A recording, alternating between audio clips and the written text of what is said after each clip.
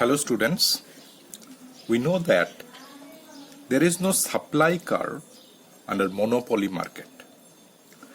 Let us discuss today why in monopoly market supply curve is inexistent. Monopoly বাজারে যোগান রেখার অনুপস্থিতির কারণ কি সেটা আজকে আমরা আলোচনা করব। এটার কারণ হচ্ছে absence of one-to-one relationship between price and quantity demanded. বিষয়টা একটু ইলাবোরেট করা যাক। যোগান রেখা বলতে আমরা কি বুঝি? যোগান রেখা হলো দাম এবং যোগানের মধ্যে একটা ওয়ান টু ওয়ান রিলেশনশিপ, একটা ইউনিক রিলেশনশিপ। বিষয়টা হচ্ছে এরকম যে যদি দাম হয় 1 টাকা,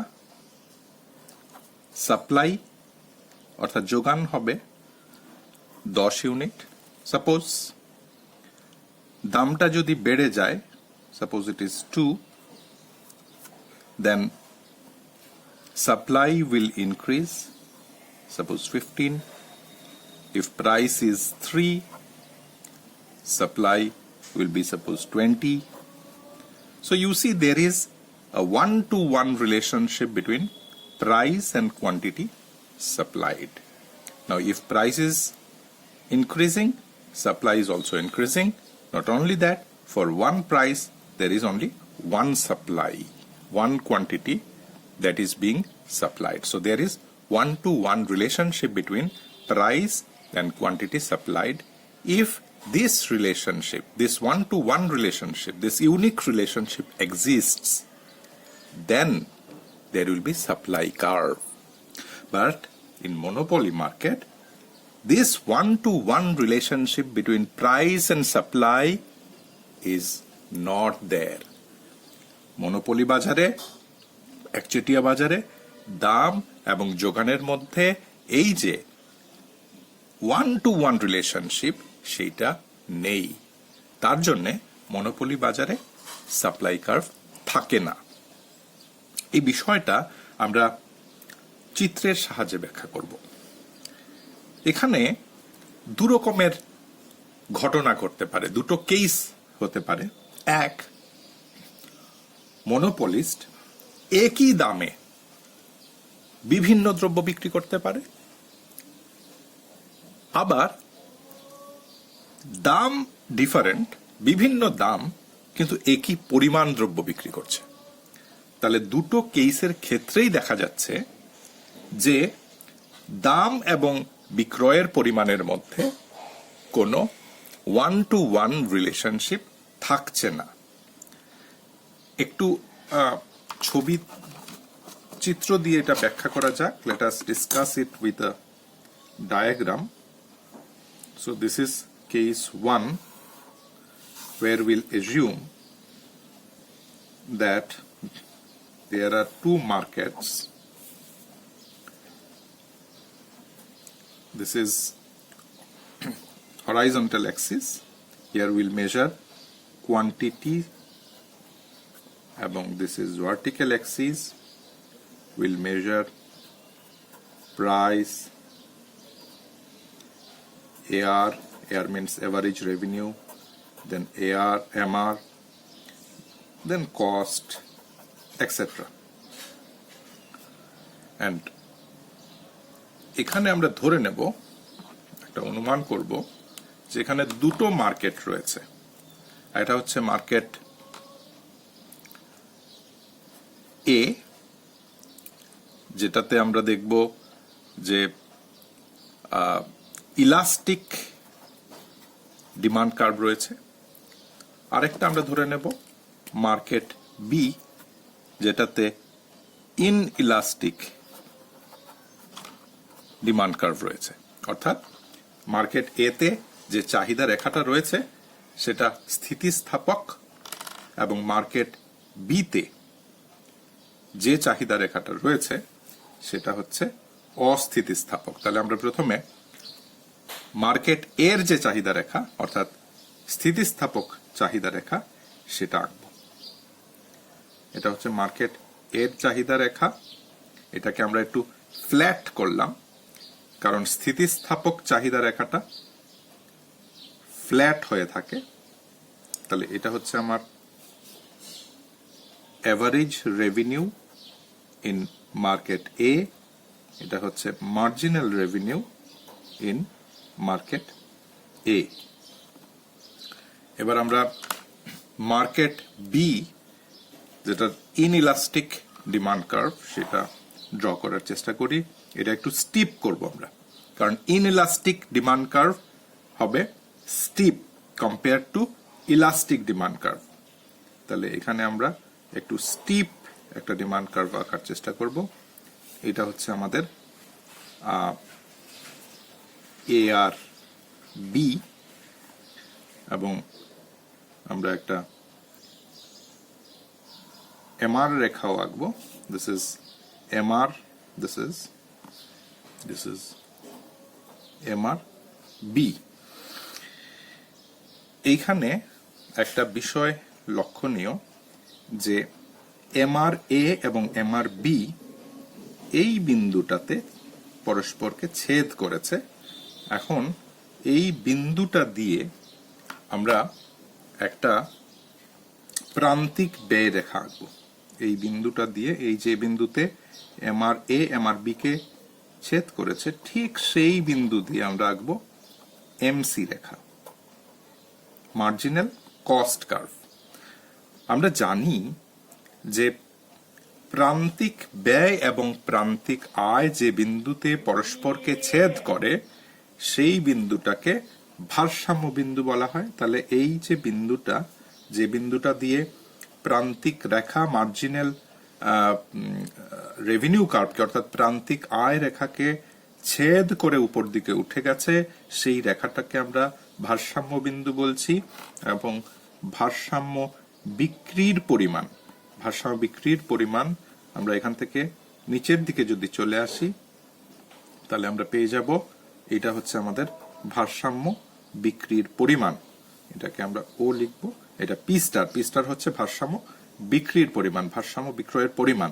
এবং দাম, ভারসাম্য দাম আমরা এখন বের করার চেষ্টা করব। এই ই বিন্দু থেকে আমরা প্রথমে আমি চলে যাই এ আর এ তে, তাহলে আমরা এ মার্কেটের ভারসাম্য দাম পেয়ে যাব। এটা হচ্ছে আমাদের এ আর এ। এই এ আর কার্ভ পর্যন্ত আমরা চলে গেলাম ই বিন্দু থেকে। এখান থেকে আমরা হরাইজন্টাল ভার্টিক্যাল অ্যাক্সিসে চলে যাব। তাহলে যেটা পেলাম সেটা হচ্ছে পি এ বা ভারসাম্য দাম এ মার্কেটের, এ বাজারের ভারসাম্য দাম। এবার আমরা দেখি বি মার্কেটের ভারসাম্য দামটা কি। তার জন্য আমাদের ই বিন্দু থেকে চলে যেতে হবে এ আর বি পর্যন্ত। এটা হচ্ছে এ আর বি। তাহলে আমরা চলে গেলাম এ আর বি, এবং এখান থেকে আমরা চলে আসব ভার্টিক্যাল লাইনে। তাহলে আমরা পেয়ে যাব পি বি, অর্থাৎ বি বাজারের ভারসাম্য দাম। এখানে আমরা দেখতে পাচ্ছি যে এ বাজার এবং বি বাজার দুটো বাজারে কিন্তু দু রকমের দাম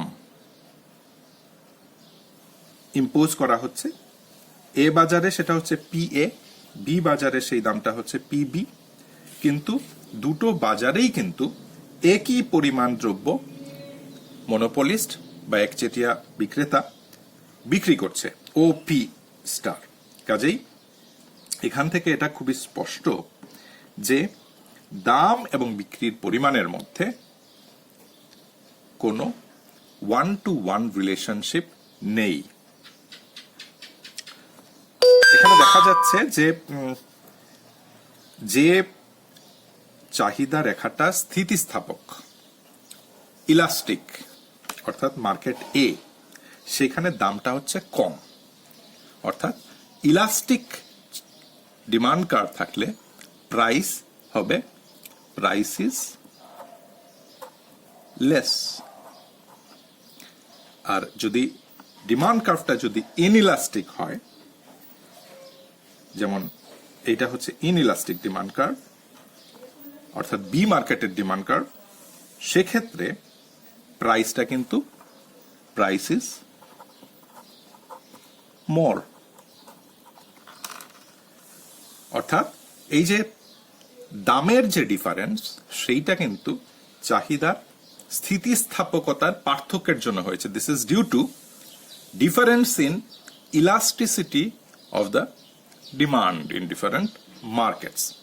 এখন আমরা কেস 2টার দিকে তাকাবো। কেস 2, যেখানে আমরা একটা ছবি দিয়ে এটাকে ব্যাখ্যা করা যাক। এইখানে আমরা এই ছবিটা, এই চিত্রটা আঁকবো। এইখানেও আমরা ধরে নেব যে এ বাজারের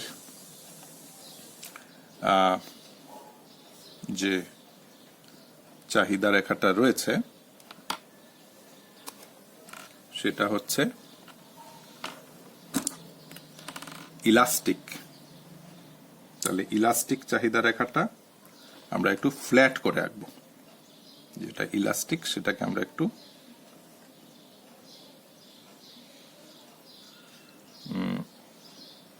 ফ্ল্যাট করে আঁকবো।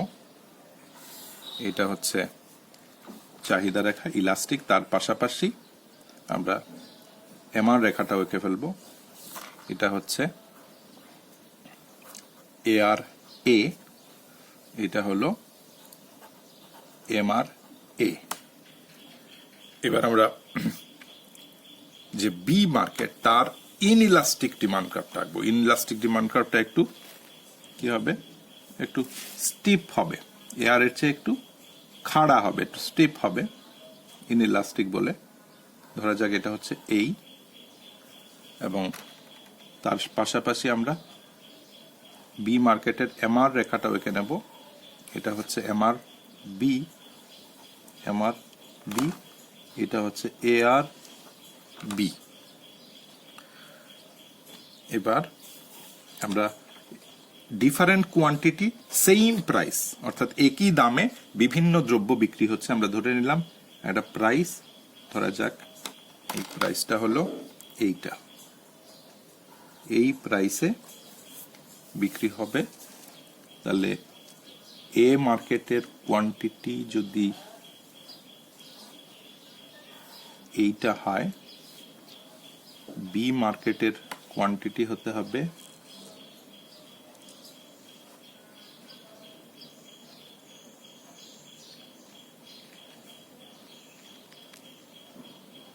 এটা।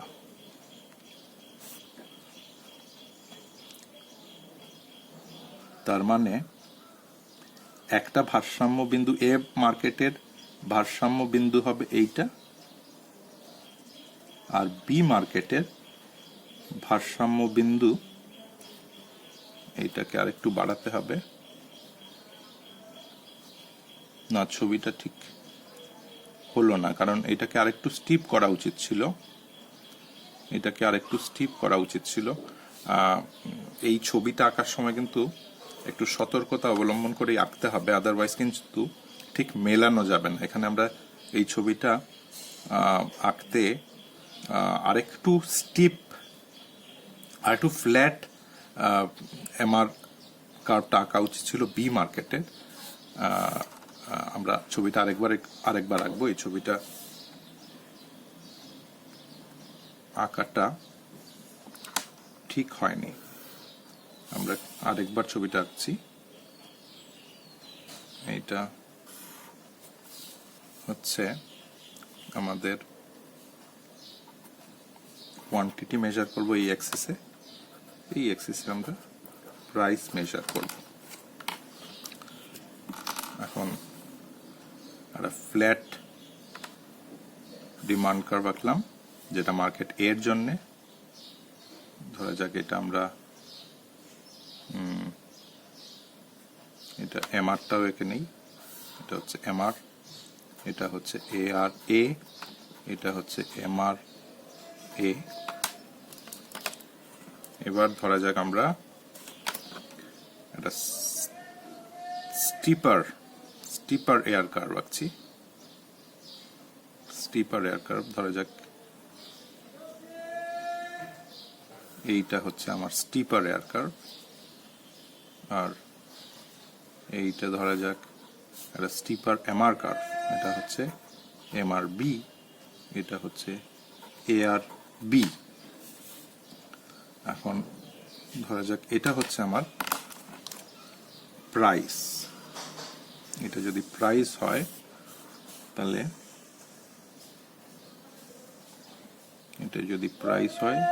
তাহলে আমরা এই কোয়ান্টিটি পেলাম এখান থেকে, আর এইখান থেকে আমরা কোয়ান্টিটি পাচ্ছি এটা। অর্থাৎ মার্কেট এ তে ভারসাম্য বিন্দু হবে এই বিন্দুটা, মার্কেট বির ভারসাম্য বিন্দু হচ্ছে এইটা।